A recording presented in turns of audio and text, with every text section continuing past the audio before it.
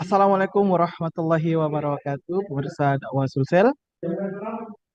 Alhamdulillahilladzi hadana li hadza wa ma kunna linahtadiya laula an hadana Allah. Asyhadu an la ilaha illallah wa asyhadu anna Muhammadar Rasulullah. Alhamdulillah, alhamdulillah pemirsa dakwah Sulsel, pada sore hari ini kita bisa bertemu lagi walaupun kita sama-sama online ya. Semoga kita selalu diberi kesehatan, kenikmatan iman dan kesempatan untuk selalu berada di majelis-majelis ilmu seperti sekarang ini. Nah, hari ini hujan ya sudah reda alhamdulillah. Ketika hujan kita sebaiknya membaca doa Allahumma shayyiban nafi'an, ya Allah berikanlah hujan yang bermanfaat, bukan malah mencelah hujan, teman-teman. Nah, jadi biasanya ada tuh orang yang mencelah hujan. Nah, alhamdulillah sekarang kita sudah bersama dengan narasumber kita, Ustadz Mustadin. Assalamualaikum Ustadz. Waalaikumsalam warahmatullahi wabarakatuh. Alhamdulillah. Bagaimana kabar ini Ustadz? Alhamdulillah, Ini Ustadz, walaupun hujan-hujan ah, ini ah, ah, ah. Ini Ustadz di daerah mana Ustadz tinggal? Makassar, Makassar bagian mana Ustadz? wilayah Jalan apa dekat Al-Markas. Oh, Nah, di Masya sana. Allah.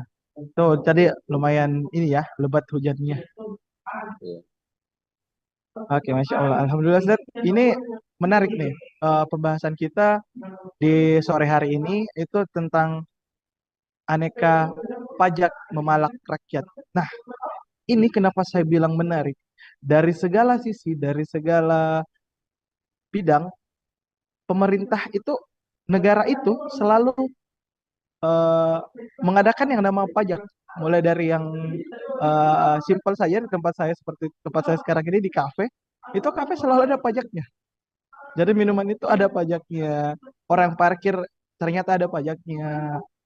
Semua begitu ada kesempatan pemerintah menarik pajak, maka di situ juga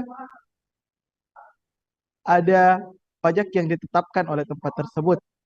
Entah bagaimana eh, bagaimana pandangan Islam soal itu, menarik pajak dari segala sektor yang ada di kehidupan kita sekarang ini Ustaz. Ya, monggo Ustaz, bagaimana pendapatnya tentang eh, aneka pajak yang memalak rakyat ini Ustaz? iya. Bagaimana suara saya terdengar? Ya, alhamdulillah terdengar jelas Ustaz. Iya, karena hostnya ini kayak terputus-putus suaranya. Mungkin pengaruh jaringan. Iya Ustaz. Apa Ustaz ya? Jadi Mungkin pertanyaannya pengaruh. tadi itu aneka pajak memalak rakyat. Bagaimana pendapatnya Ustaz? Ah, iya, iya, iya. Ini juga jaringan putus-putus mungkin karena tinggi pajak ya. Saya mulai ya. Bismillahirrahmanirrahim. Assalamualaikum warahmatullahi wabarakatuh. Alhamdulillah alamin wassalatu wassalamu ala Rasulillah wa ala alihi wa ashabihi ajma'in. Amma ba'du. Pemirsa dakwah sosial yang dimuliakan oleh Allah Subhanahu wa taala. Alhamdulillah tema kita hari ini adalah satu hal yang cukup viral lagi. Kemarin muncul lagi Garuda warna biru yang menolak naiknya pajak pertambahan nilai, dan sampai hari ini itu cukup viral di media sosial. Ya mudah-mudahan dengan viralnya itu karena sudah ditanggapi oleh Menteri Keuangan, ya nggak tahu apakah dibatalkan atau naik. Dan rencananya pada tahun 2025 langsung naik ya 12% pajak pertambahan nilai. Nah di Garuda Biru itu tertulis, kalau tidak salah ingat ya, begini kata-katanya. Jangan naikkan pajak kalau belum becus mengurus rakyat. Wah, luar biasa. Ini cukup keras juga. Garuda Biru ya. Ini berarti lagi darurat. Nah, dalam pandangan Islam, bagaimana sebenarnya pajak itu? Nanti kita akan bandingkan antara Islam dengan sistem ekonomi yang diterapkan pada hari ini di hampir semua negara di seluruh dunia. Itu dengan mengandalkan pajak yang dipaksakan oleh negara untuk dibayar oleh rakyat kecil. Nah, ekonomi sekarang itu mendefinisikan pajak sebagai kontribusi wajib kepada pribadi atau badan yang bersifat memaksa. Jadi memang kita ini rakyat kecil dipaksa. Dan yang terlihat adalah dalam sistem kapitalis hari ini, itu orang miskin membiayai orang kaya. Kalau dalam Islam, dengan skema zakat, itu harta diambil dari orang kaya untuk disampaikan kepada orang miskin. Terbalik ya, di negara-negara kapitalis hari ini orang-orang miskin yang motornya sudah apa istilahnya sudah tua, sudah karatan itu masih dipajaki juga. Kalau tidak bayar pajak nanti tidak diperpanjang STNK-nya. Jadi di negara kapitalis ini memang menyedihkan, orang-orang miskin kemudian membiayai orang-orang kaya. Gimana para pejabat itu makanan hari-harinya luar biasa kan, para pejabat itu bisa miliaran uang makannya per tahun. Lihat dengan rakyat kecil yang hanya makan ikan kering lah istilahnya. Ikan mairo ya kalau dalam istilah Makassar. Itu pajak yang bersifat memaksa. Nah, dalam pandang Islam, untuk mengambil harta seorang muslim itu harus dibenarkan oleh syariat. Jadi dalam pandangan Islam tidak boleh mengambil harta seorang muslim tanpa ada dalil yang membolehkan hal itu. Jadi kalau dalam Islam itu yang ada dalilnya kan penarikan zakat. Jadi, kalau hartanya sudah mencapai nisab, ya ditarik zakatnya. Kalau perdagangan sudah mencapai nisabnya, ya ditarik zakatnya. Kemudian zakat tanaman, zakat binatang ternak itu ada semua. Nah itu memang ditarik oleh negara. Dan kalau tidak membayar zakat, ya itu bisa diperangi. Karena itu kewajiban dari Allah Subhanahu wa Ta'ala. Nah, kalau kita lihat ini pajak, ini tempat tinggal kita, rumah kita sendiri, tanah kita sendiri, dipajaki. Motor kita beli sendiri, wah, masih dipajaki juga. Ini sebuah kezaliman. Dan yang namanya manusia secara fitrah, ketika hartanya diambil, itu biasanya ada perasaan tidak senang. Hampir apa semua manusia seperti itu. Ini pasti merasa dizolimi. Makanya orang-orang yang wajib pajak itu biasanya kong kali kong. Bagaimana caranya supaya pajaknya yang 50 miliar itu yang dibayar adalah 50 miliar saja. Itu sudah biasa kan akan pajak. Nah, dalam berbagai macam iklan itu selalu terpampang di depan kita ya, di jalan-jalan besar itu orang bijak bayar bayar pajak untuk membiayai para pejabat lah, gitu. Kan enggak, itu Pak, apa intinya begitu ya. Nah, dalam Islam kalau tidak ada izin dari Allah Subhanahu wa taala untuk mengambil harta seseorang, maka itu adalah perbuatan yang zalim atau perbuatan yang sangat batil, itu dosa hukumnya. Nah, dalam Al-Quran disebutnya wala ta'kulu amwalakum bainakum bil batil. Janganlah kalian memakan harta di antara kalian dengan jalan yang batil. Apa maksudnya dengan jalan yang batil? Imam Ibnu Katsir kemudian menafsirkan ayat ini. Dia mengatakan ayat ini melarang segala bentuk kezaliman dan perampasan hak milik, apalagi yang dilakukan oleh penguasa terhadap rakyatnya. Ini tafsir Ibnu Katsir. Jadi pajak dalam pandangan ekonomi kapitalis itu memang dipaksa. Ini bentuk kezaliman ya. Nah, kalau tidak bayar pajak memang ada ada dendanya. Itu bentuk pemaksaan. Kalau dalam pandangan Islam, nanti kita akan jelaskan ya, nanti di akhir bagaimana kalau dalam pandangan Islam itu ada penarikan pajak. Itu kita akan jelaskan secara globalnya ya, tidak secara rinci. Tapi bisa tergambar bagaimana perbedaan antara negara Islam atau khilafah itu mengambil pajak dari rakyatnya dengan penguasa-penguasa sekuler pada hari ini mengambil pajak dari rakyatnya. Nah, ini ada ancaman dari Rasulullah Shallallahu Alaihi Wasallam bagi para penguasa-penguasa yang harus mengurus rakyat atau kemudian tidak bertanggung jawab atau malah menelantarkan rakyatnya atau kemudian tidak mengurus rakyatnya, itu ada ancaman dari Rasulullah Shallallahu Alaihi Wasallam. Rasulullah SAW pernah bersabda, "Ma min abdin yastar'ihillahu ra'iyatan." Tidaklah seorang hamba yang telah Allah beri amanah untuk mengurus urusan rakyatnya. Yamutu yawma yamutu wa huwa ghashil ra'iyatihi. Lalu dia mati dalam keadaan memperdaya rakyatnya, yaitu membohongi rakyatnya atau menzolimi rakyatnya. Illa haramallahu alaihi jannah, kecuali dia tidak akan mencium bau surga. Ini hadis riwayat Imam Muslim.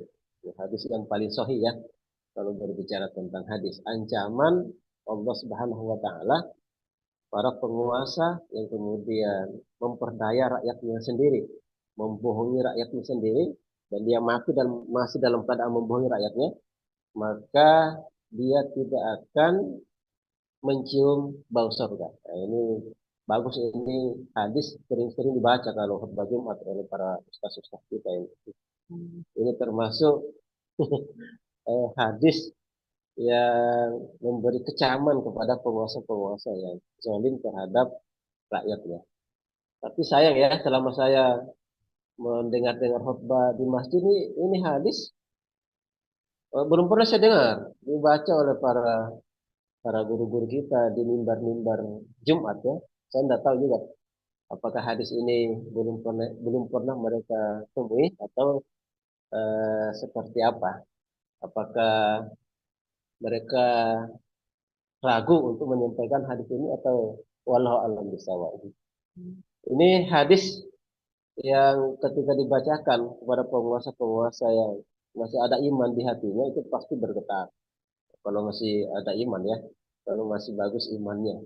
Tapi kalau hatinya sudah mati, jangankan ungkapan yang sampai ke telinga mereka, melihat orang mati pun mereka tidak akan sadar. Jadi kalau melihat orang mati, orang itu pas nasihat tertinggi adalah melihat orang mati. Jadi setiap hari kita ini lihat orang mati ya, dibawa ke kuburan, di ambulans, lewat ambulans ya. Nah itu nasihat tertinggi. Nah, kalau hal itu belum mampu menyadarkan kita, jangan harap sadar kalau hanya dengan mendengar kata-kata. Itu kalau kata-kata nasihat level keberapa ke bawah itu. Tapi melihat orang mati itu termasuk nasihat level tertinggi. Nah Rasulullah SAW juga ini pernah bersabda, nah, ini bisa menjadi perhatian dan peringatan juga bagi para pemungut pajak. La yadkhulul jannata sahibul mahsin. Tidak akan masuk surga pemungut pajak atau cukai. Ini hadis ini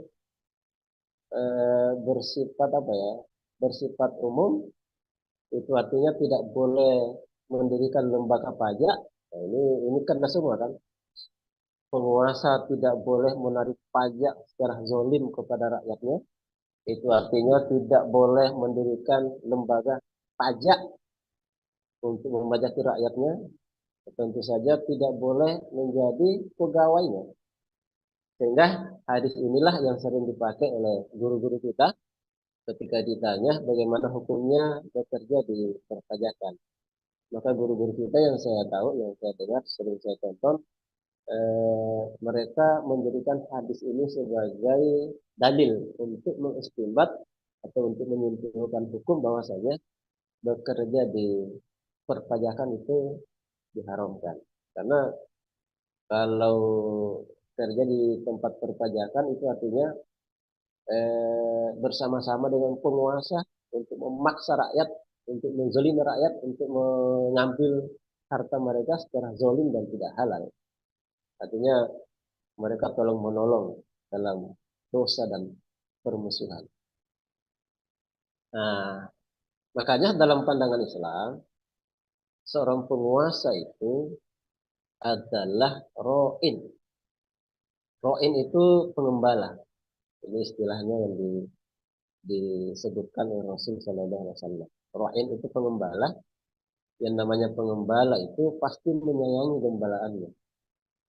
Saya belum pernah melihat seorang pengembala malah membenci gembalanya. Setiap hari dipukuli, setiap hari dilempar. Nah, itu kayaknya pengembala stres itu kalau begitu. Atau pengembala miring-miring itu. Yang namanya pengembala itu umumnya ya, dengan namanya pengembala pasti akan menyayangi gembalaannya, akan menjaga gembalaannya dari hewan buas, akan menjaga gembalaannya itu dari kelaparan, artinya dicarikan makanan, dipelihara dengan baik lah. Yang namanya pengembala itu luar biasa. Makanya kalau mau jadi pemimpin, jadi pengembala dulu lah. Bagaimana menyayangi gembalaan. Karena rakyat itu kan diumpamakan oleh Rasul sebagai gembalaan. Jadi gembalaan itu kan ya seperti anak dengan bapak itu. Kalau sakit diobati, kalau lapar diberikan makan, kalau haus dibawakan minuman. Begitulah seorang pengembala. Dan harus memperhatikan gembalaannya. Yang mana yang sakit, yang mana yang sehat, yang mana lapar, yang mana luka. Itu pasti ditahu oleh seorang pengembala. Jadi imam atau penguasa itu adalah pengembala. Itulah yang terjadi dipraktekkan oleh Khulafaur Rasyidin. Umar bin Khattab, kemudian Umar bin Abdul Aziz adalah para pemimpin yang tidak bisa tidur kalau malam memikirkan nasib rakyatnya. Jangan sampai ada rakyatnya yang sakit, tidak sempat diobati, ada rakyatnya yang sedang kelaparan, tidak ditahu sedang kelaparan. Ya, itu adalah contoh-contoh yang agung dalam sejarah perjalanan eh, sejarah umat Islam. Kita akan menemukan pemimpin-pemimpin yang tercatat dengan tinta sejarah, di mana mereka betul-betul mengurus rakyatnya. Jadi dalam pandangan Islam, al-imamu ra'in, imam itu adalah pengurus rakyat, jadi pengurus ya. Tapi kalau penguasa zalim itu bukan mengurus, tapi malah menguras. Nah, ini yang kerjanya. Ini beda-beda, beda satu huruf ya. Ada yang mengurus, ada yang menguras. Nah, naudzubillah min dzalik. Wa mas'ulun ar-ra'iyatihi, dan ingat penguasa itu nanti akan ditanyai. Jadi mas'ulun itu dari kata-kata sa'al. Sa'al itu bertanya. Kalau mas'ulun yang ditanyai. Berarti di akhirat nanti dia akan ditanya oleh Allah Subhanahu wa taala tentang bagaimana dia mengurus rakyatnya ketika menjadi penguasa. Nah, salah satu keunikan ketika kita membaca sejarah umat Islam, itulah juga mungkin kenapa umat Islam itu selalu dikabulkan sejarah perjalanan hidupnya. Nah, kalau kita baca dalam sejarah, maka umat Islam itu membangun sebuah negara, ya negaranya makmur itu tanpa pajak, seperti yang kita kenal hari ini. Tidak ada pajak. Nah, makanya dalam perjalanan sejarah umat Islam itu banyak kita temui kisah-kisah itu memang seperti dongeng kalau dibandingkan hari ini. Artinya sesuatu yang sangat luar biasa. Di puncak peradaban Islam itu yang namanya hotel itu gratis. Jadi para pedagang tidak susah-susah lagi cari tempat tidur. Ada hotel yang gratis. Kemudian bukan hanya negara yang membangun hotel, tapi umat Islam yang kaya raya itu juga membangun hotel-hotel. Rumah sakitnya juga gratis. Hotel-hotelnya para penuntut ilmu enak, keliling negeri-negeri kaum muslimin untuk mencari ilmu. Karena ada tempat mereka istirahat di hotel-hotel yang gratis. Nah, kalau itu beda dengan hotel hari ini ya. Kalau saya tidak salah, tidak ada hotel gratis di Makassar. Mahal. Itu pajaknya juga kan minta ampun itu mahalnya. Nah, tapi kan sudah menjadi rahasia umum ya. Kalau yang banyak pajaknya itu biasanya kong kali kong supaya bisa bayar setengahnya lah atau seperberapanya lah. Naudzubillah min dzalik.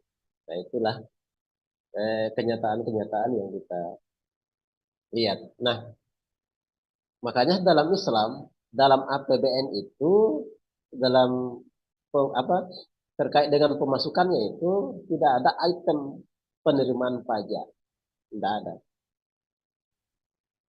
Ya, nanti kalau kita baca misalnya Al-Amwal, jadi Al-Amwal fi Daulatil Khilafah atau APBN-nya negara Islam lah, yang apa negara yang berdasarkan akidah Islam, la ilaha illallah Muhammadur Rasulullah. Pendapatan mereka itu misalnya harta rampasan perang, ada ghanimah, harta rampasan perang yang didapati di medan perang yang dibawa oleh musuh-musuh umat Islam. Ada namanya FAI. FAI itu kalau tidak keliru harta rampasan perang yang tidak apa umat Islam tidak capek-capek berperang karena baru diserbu musuh itu sudah melarikan diri, meninggalkan harta bendanya, meninggalkan hewan ternaknya, mungkin meninggalkan harta dinar dirhamnya ditinggalkan. Nah, itu menjadi FAI, menjadi milik umat Islam. Jadi itulah salah satu keistimewaan Rasul dan umatnya, di mana harta rampasan perang itu halal bagi mereka. Makanya pada masa Umar bin Khattab, wah itu sudah kaya raya itu, karena Umar bin Khattab mampu menaklukkan Persia, yang kaya raya itu.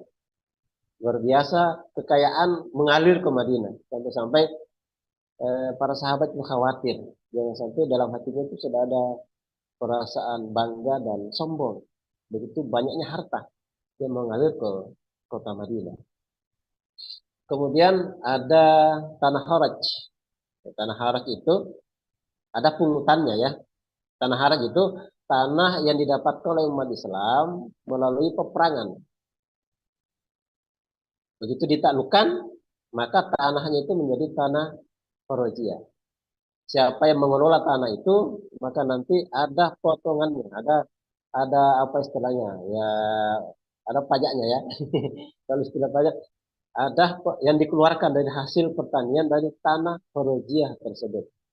Jadi Irak itu adalah tanah Horojiyah. Nah, kalau ketika masih ada khalifah ya, khilafah, Iran itu tanah Horojiyah. Termasuk wilayah Syria itu termasuk tanah Horojiyah.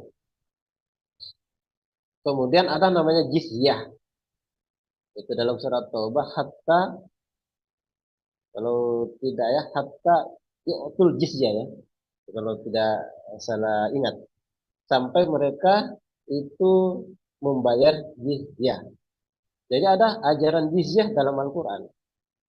Di mana kita mewajibkan orang-orang non-muslim yang tinggal di bawah naungan negara Islam atau kafir zimmi untuk membayar jizyah 1 kali setahun. Tergantung nanti kebijakan khalifah berapa jizyah yang dia bayar. Kalau kaya-kaya kan bisa 2 dinar atau 1 dinar. Tergantung kebijakan khalifah. Nah, ini ajaran jizyah ini sudah lama tidak terdengar. Karena tidak ada lagi non-muslim apa, tidak ada lagi kafir zimmi sekarang. Saya khawatirkan nanti muslim zimmi. Naudzubillah min dzalik. Malah kita ini di umat Islam yang dipajaki. Harta milik umum, harta milik negara, harta yang ditarik dari perdagangan luar negeri. Jadi kalau ada yang masuk berdagang, ya bisa diminta cukai. Harta yang disita dari harta-harta hasil korupsi para pejabat. Nah, dari beberapa penjelasan yang kita sebutkan tadi, item-item penerimaan Baitul Mal, kalau bahasa Islam ya, APBN kalau bahasa sekarang, maka ada satu sumber terbesar dalam Baitul Mal Islam, yaitu pengelolaan harta milik umum. Sebagaimana Rasulullah SAW pernah bersabda, "An-nasu syuraka'u fi thalathin, al-ma' wal kala wal nar." Manusia berserikat dalam tiga perkara, air, padang rumput, dan api. Air, padang rumput itu ya kalau sekarang masuk hutan. Kemudian api itu energi. Kalau energi sekarang banyak ya, batu bara, kemudian minyak, kemudian harta milik umum yang juga depositnya itu besar sekali. Itu juga tidak boleh dimiliki individu, tapi milik umum, milik rakyat. Jadi seperti emas, nikel, kemudian apa lagi yang berharga, tembaga yang berharga ya, itu termasuk milik umum. Nah, kalau itu milik umum, tidak dalam pandangan Islam, kekayaan alam yang terpendam di dalam tanah yang depositnya itu besar sekali, maka itu haram dikelola oleh individu. Tapi harus dikelola oleh negara dan hasilnya dikembalikan kepada pemilik kekayaan itu, yaitu rakyat. Nah, itu berbanding terbalik dengan kenyataan sekarang. Kalau sekarang di negara Indonesia yang katanya ini bagaikan sekerat surga di dunia Indonesia, di atasnya banyak kekayaan, yang terpendam juga banyak, tapi sayangnya kekayaan alam Indonesia yang merupakan milik kita itu diserahkan kepada asing-asing. Nah, kalau swasta dalam negeri asong lah namanya. Jadi yang berpesta pora itu di negara kita itu asing-asing dan asong. Yang berpesta pora mengelola batu bara di Kalimantan, nah itu kan sudah kita tahu semua siapa pemainnya. Kan? Dengan menonton film Seksi Killer, nah kita tahu siapa pemain-pemain besar batu bara di Kalimantan. Itu adalah milik rakyat sebenarnya. Akhirnya kita lihat di Indonesia postur APBN itu pos dari kekayaan alam itu saya tidak tahu berapa. Yang jelasnya pajak itu mencapai 80%. Jadi postur APBN kita 80%-nya, kalau tidak clear ya, kurang lebih situlah 80% itu adalah dari pajak. Luar biasa.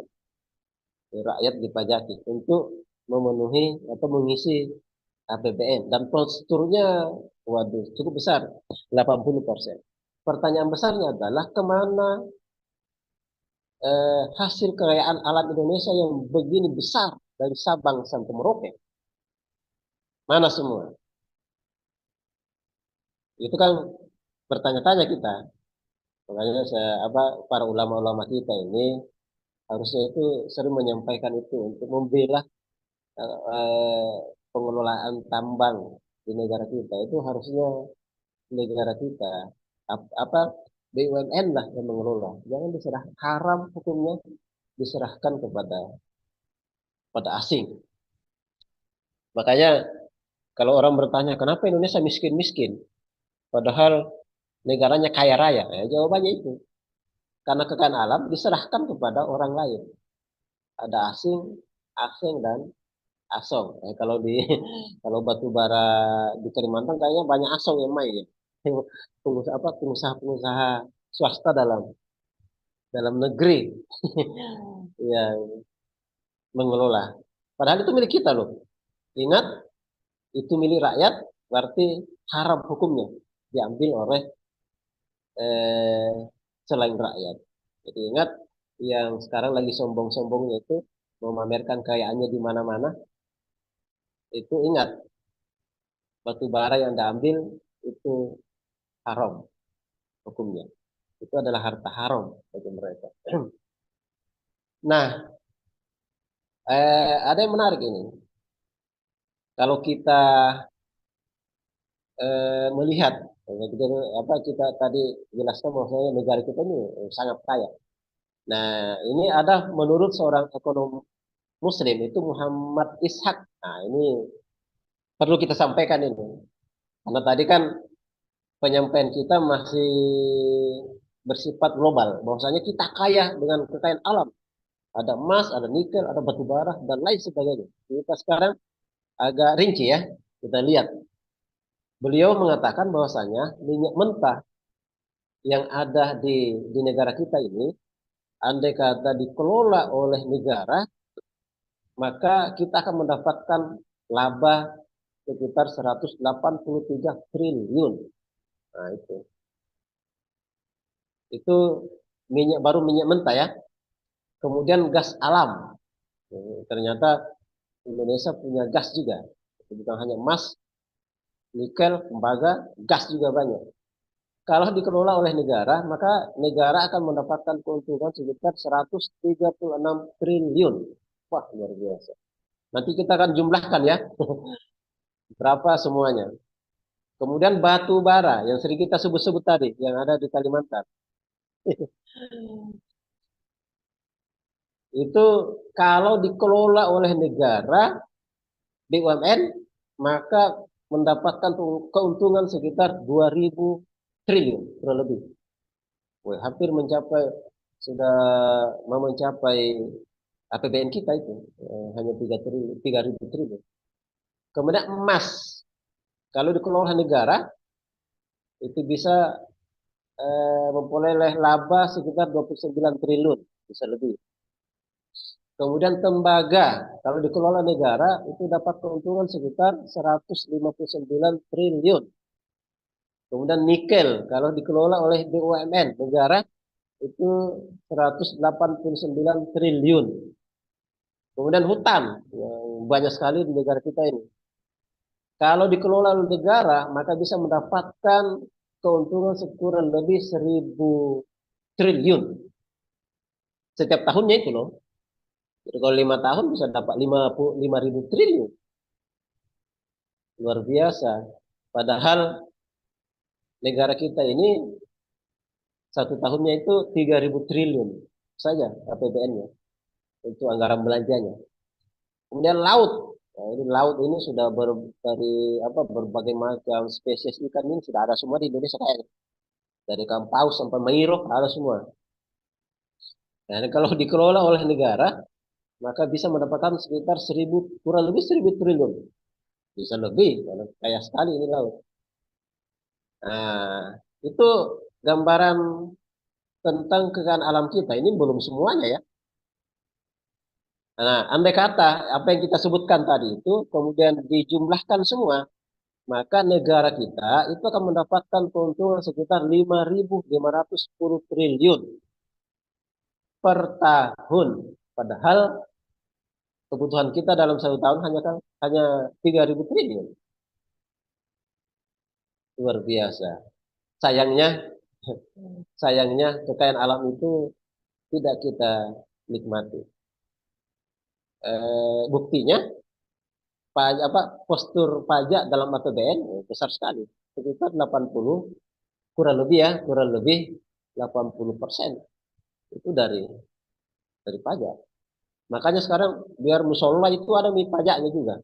Kalau mau sholat bayar 7.000. Nah, luar biasa. Kalau WC kan sudah lama ya dipajaki. Nah ini yang tidak dipajaki kan tinggal buang angin. Kayaknya nanti akan apa istilahnya mungkin dibahas juga nanti itu. Buang angin juga dibayar pajaknya. Rakyat kan menderita. Akhirnya karena hanya mengharapkan pajak, ya akhirnya negara kita terkadang tuli dan bisu. Mereka ambil jurus mabuk. Pokoknya apa yang bisa dia ambil dari rakyat itu diambil. Tidak, ya mereka negara kita kan tidak bicara halal haram. Makanya pajak minuman keras ada juga itu kalau tidak salah ya. Walaupun rakyatnya mabuk, orang mabuk nabrak eh, apa apa orang mabuk naik mobil nabrak orang ya nggak peduli. Kemudian orang mabuk nikam orang ya nggak peduli. Makanya kalau saya lihat kalau ada orang mabuk bikin kejahatan itu tidak terlalu viral. Ya, ceritanya biasanya 1 2 kali saja. Dan tidak pernah disinggung-singgung itu pabrik minuman keras, tidak pernah. Padahal padahal itulah yang keladinya. Banyak orang membuat kejahatan itu gara-gara mabuk. Kemudian kalau tidak salah Pajak rokok itu paling banyak juga. Makanya ada mengatakan berterima kasihlah kepada perokok karena mereka lah yang membiayai negara.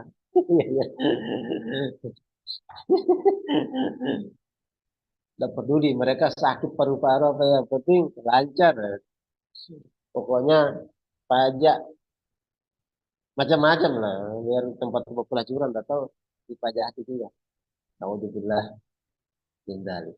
Itulah gambaran ya, gambaran bagaimana APBN kapitalis atau APBN kita hari ini dengan APBN Islam.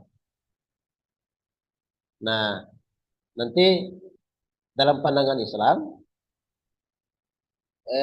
nanti negara itu bisa menarik pajak dari rakyatnya itu hanya dalam kondisi tertentu.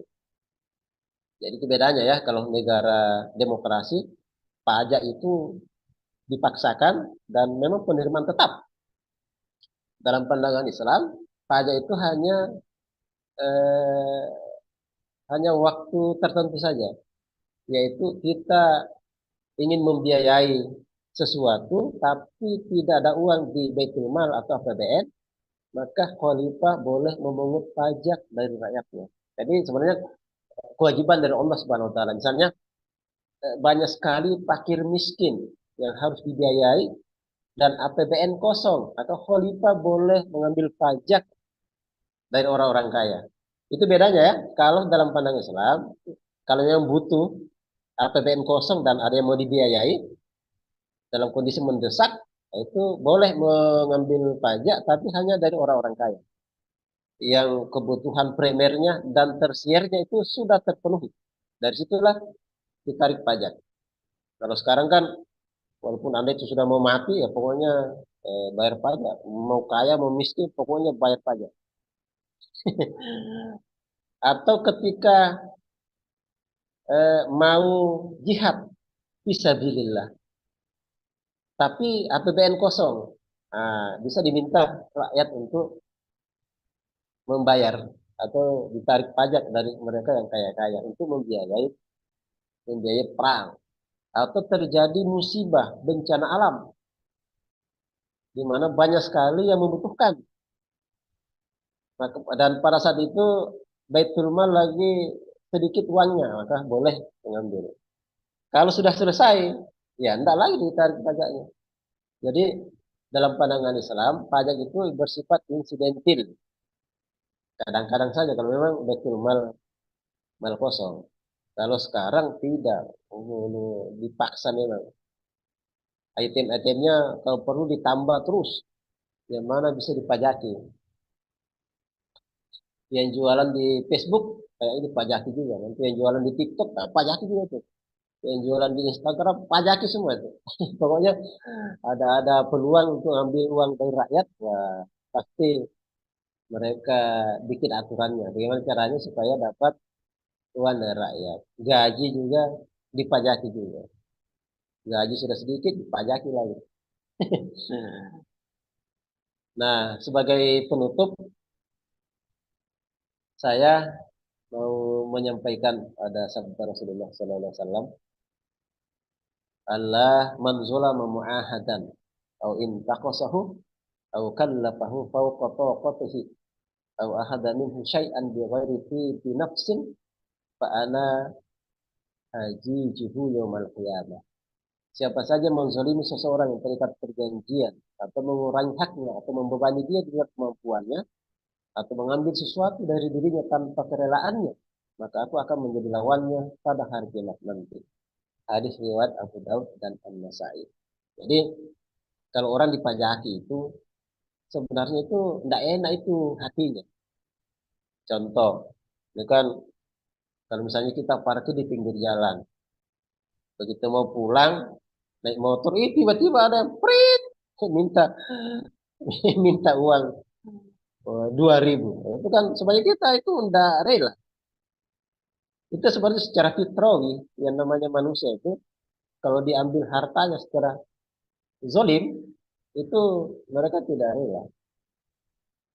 Nah kalau dalam pandangan Islam itu harus memang ada ketakwaan individu. Sehingga ketika ditarik zakatnya, mereka ikhlas. Yang namanya manusia ya, itu pasti berat yang namanya harta. Tapi ketika individu apa ketakwaan individu itu dipupuk, biasanya belum ditagih, mereka yang membawa zakatnya kepada para amil amil zakat. Tidak usah datang ambil zakat untuk mengambil, susah-susah. Itu kalau imannya bagus ya. Tapi manusia kan ya gitulah secara fitrawi, ketika diambil hartanya itu biasanya hatinya tidak enak. Kayak gitu. Makanya ya itu tadi, orang-orang yang wajib pajak itu selalu merasa dizolimi. Makanya mereka juga bermain. Gimana caranya menipu orang atas supaya kita bayar pajaknya tidak full, ya, setengah-setengahnya saja. Ya makanya muncullah kasus Gayus dulu itu kan, Gayus yang ambil sebagian. Yang penting kan tidak bayar full pajaknya. Gayus apa? Gayus Tambunan dulu ya. Dan saya yakin masih banyak gayus-gayus yang lain itu ya. Yang baru-baru ini kan viral juga tuh, yang anaknya mukul orang ya. Nah, akhirnya ketahuan toh, orang pajak makan makan pajak. Nah, menyedihkan memang negara kita ini. Sudah bayar pajak, tapi kemudian tidak dilayani dengan baik. Ini yang menyakitkan. Kesehatan masih bayar sendiri. Padahal kan kita sudah bayar pajak. Mau kuliah bayar sendiri. Padahal kan kita sudah bayar pajak. Mau masuk rumah sakit kan bayar sendiri. Keamanan kadang-kadang orang bayar sendiri pakai security. Kayak gitu kan. Dalam Islam kan keamanan itu tanggung jawab negara. Tidak usah lagi menyewa security. Berarti sekarang tidak aman ya. Mereka malah menyewa para security untuk menjaga keamanan rumah-rumah mereka atau perusahaan-perusahaan mereka. Nah, itulah yang menyakitkan. BBM masih mahal, listrik mahal, air mahal, sekolah mahal, kemudian listrik mahal, semua-semuanya mahal. Jadi memang orang-orang Indonesia ini adalah orang-orang yang tangguh, saya lihat. Mungkin karena kebanyakan Muslim ya, sudah dizolimi sedemikian rupa masih bertahan. Dan anehnya, mereka itu mungkin bahagia ya dalam keadaan dizolimi. Karena ketika kita menyampaikan bahwasanya sistem ini perlu diganti, mereka tidak mau. Artinya mereka mungkin bahagia dalam keadaan dizolimi terus-menerus. Gitu. Ya, itu sebagai mukaddimahnya ya. Masya Mukaddimahnya Allah ya, panjang sekali. mukadimahnya panjang sekali, sekitar ya 40 menit lah. Masya Allah. Oke deh. Ya, itu tadi tentang mana negara mengambil pajak dan bagaimana pandangan Islam soal pajak itu. Jadi, apakah dalam Islam itu boleh atau tidaknya Ustaz pajak? Sebelum kita mendengar uh, bacakan pertanyaan dari teman-teman kita di YouTube, pandangan singkat saja, kan tadi agak panjang lebar nih bagaimana Islam itu memandang soal perpajakan. Iya, Itu ada pasti ada dua ininya, ada dua hukum yang hadir, yaitu halal dan haram. Nah, iya, yang menariknya Ustaz, saya sempat baca artikel ini tadi sementara juga, itu ternyata ada dua pihak soal perpajakan ini. Ada orang yang tidak menerima pajak itu, seperti dalil yang pertama dibacakan tadi di awal, yang mana sih itu? Yang itu yang larangan Allah tidak memakan harta secara harta sesama dengan secara batil, ada di Quran surat Al-Baqarah ayat 188. Terus ada juga yang mengatakan sesungguhnya memungut al-maks atau memungut pajak orangnya masuk neraka. Ini orang yang menolak. Sedangkan orang yang menerima pajak, mereka memang ada potongan ayat yang mereka sampaikan Ustaz, seperti ini. Dari surah Al-Baqarah juga itu mengatakan untuk mengeluarkan harta selain zakat.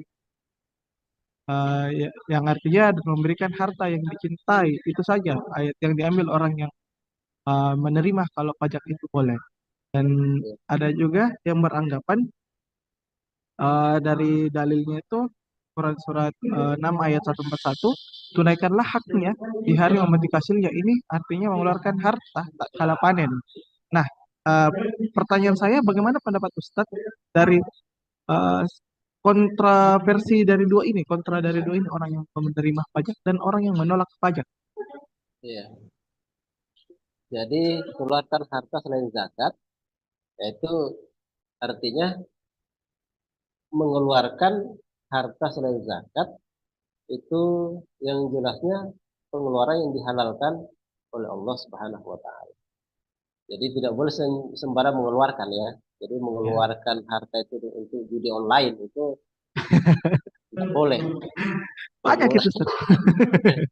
Banyak itu yang seperti itu. mengeluarkan harta karena dipajaki itu namanya dizolimi. Jadi mengeluarkan harta selain zakat banyak. Misalnya bisa wakaf, Ah, ah, bisa sedekah, bisa bisa hadiah. Itu dalam baik banyak yang bisa. ya, Sedekah sunnah itu kan banyak selain zakat. Jadi para sahabat itu bukan hanya zakat dikeluarkan, hartanya kan banyak keluarkan untuk sedekah. Abu ya Bakar itu benar. banyak mengeluarkan hartanya untuk biaya perang, semua hartanya mana? Untuk membebaskan Bilal dari perbudakan, mengeluarkan hartanya di jalan Allah. Jadi infak fisabilillah itu bukan hanya zakat ya. Jadi dalam Al-Quran itu alladzina yu'minuna bil ghaibi wa yuqimuna shalah wa mimma razaqnahum yunfiqun. Dan apa yang kami rezekikan. Jadi sebagian apa yang kami anugerahkan kepada mereka, yunfikun, mereka infakkan. Nah, tafsir yang paling pendek lah. Tafsir paling pendek, tafsir jalan lain. Beliau mengatakan, yunfikuna fito atillah. Mereka membelajarkan hartanya dalam rangka taat pada Allah Subhanahu wa Ta'ala. Jadi, tidak boleh sembarang mengeluarkan harta ya. Jadi kalau dia tekan pajak itu tidak boleh. Kenapa? Karena ada dalil yang mengharamkan itu. Jadi tidak boleh diartikan sebagai pajak. Kenapa? Karena ada dalil yang mengharamkan. Ya, Tidak boleh namun itu dilarikan ke sana. namun itu menjadi pegangan orang-orang yang menerima kalau adanya pajak, Ustaz. Yang Nah, seperti itu. padahal jelas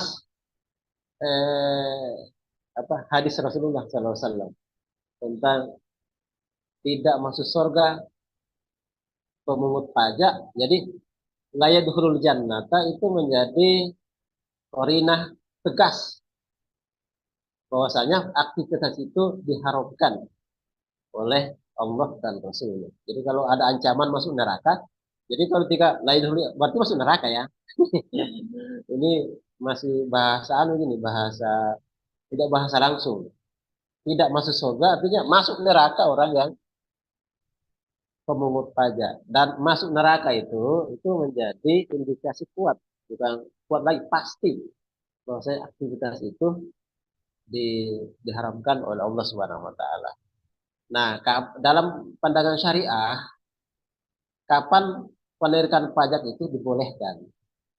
Jadi memang ada pajak dibolehkan oleh syariat.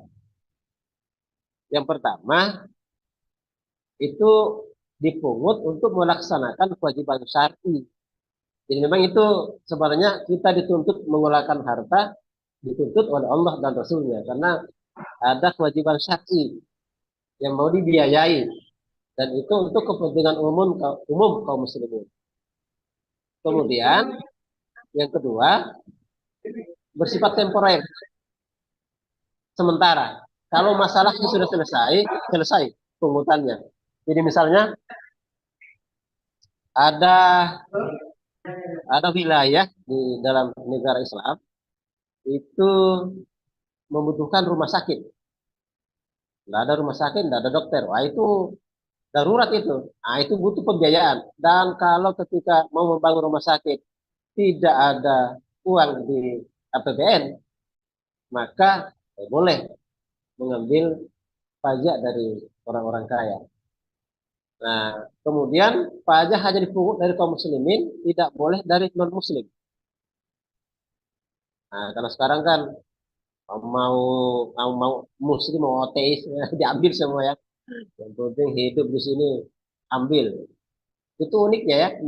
Jadi kafir zimmi itu nanti tidak dipungut pajak oleh negara dalam negara Islam. Kemudian hanya dipungut dari warga yang mampu. Tidak boleh dari warga yang miskin. Nah, luar biasa kan? Memang sangat berbeda dengan sistem perpajakan yang ada hari ini.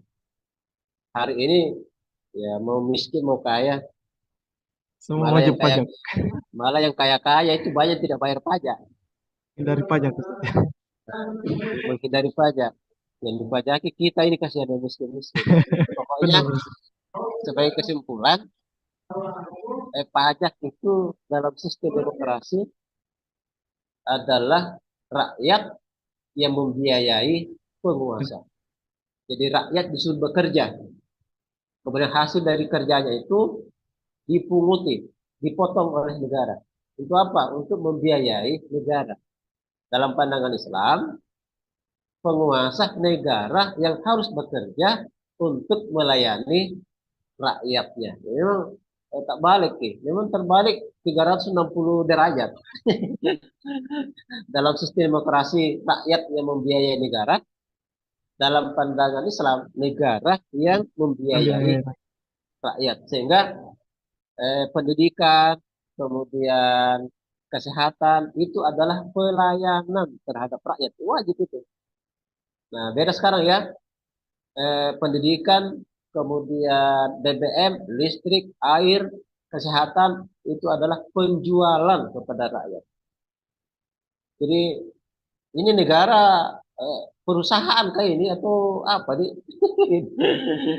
Semuanya ya negara kita itu seperti perusahaan memang, bukan melayani tapi menjual kepada rakyat. Ya, akhirnya rakyat menderita. Ya lihatlah kita kok habis bulan bayar listrik, bayar air, bayar sekolah, bayar BPJS, eh, apa lagi? Kalau makanya banyak yang bunuh diri, tidak mampu lagi apa menahan beban yang begitu berat. Alhamdulillah kebanyakan kita Muslim, tadinya masih bisa sabar dizolimi. Terus makanya Alhamdulillah. ini ya kaum muslimin harus segera sadar karena mereka berada di habitat yang tidak Islami. Tapi ya itulah, walaupun habitat itu tidak Islami, kalau terlalu lama nanti keenakan dia. Sama tukang sampah tuh bau itu, tapi karena sudah lama di situ harum rasa. Kayak gitu, ini harus hati-hati. Seorang Muslim itu tidak boleh merasa bahagia di sebuah sistem yang tidak diterapkan aturan Allah dan Rasulnya. Saya kira sebagai penutup itu. Ya, itu ya bagaimana uh, uh, pandangan dalam halnya pajak itu, bagaimana pandangan Islam soal pajak dan bagaimana negara kita ini memandang pajak. Memang sangat kontradiktif uh, dengan sistem sekarang ini dan jika dikomparkan dengan sistem Islam. Nah, seperti itu teman-teman, pemirsa dakwah Sulsel, uh, saya mengajak pemirsa dakwah Sulsel untuk setiap pekannya itu selalu men-share info-info kajian kita di dakwah Sulsel, channel dakwah Sulsel, bisa di-follow di uh, TikTok ada, di Facebook ada, di Instagram ada, apalagi di YouTube. Jangan lupa di subscribe, like, dan komen biar kebaikan itu terus mengalir dari jari-jari kita. Ya, Eh, itu saja. Terima kasih sudah menyempatkan waktu teman-teman untuk menyaksikan channel dakwah sosial ini. Insya Allah kita akan kembali pekan depan dengan pembahasan-pembahasan yang lebih menarik lagi tentunya dengan narasumber yang Masya Allah juga keilmuannya ya. Syukran jazakallah khair kepada seluruh pemirsa dakwah Sulsel. Sekian dari saya, lebih dan kurang mohon maafkan. Kita akhir dengan pembahasan baca doa kafaratul majelis. Subhanallah wa bihamdihi, asyhadu an la ilaha illa anta, astaghfiruka wa atubu ilaik. Assalamualaikum warahmatullahi wabarakatuh.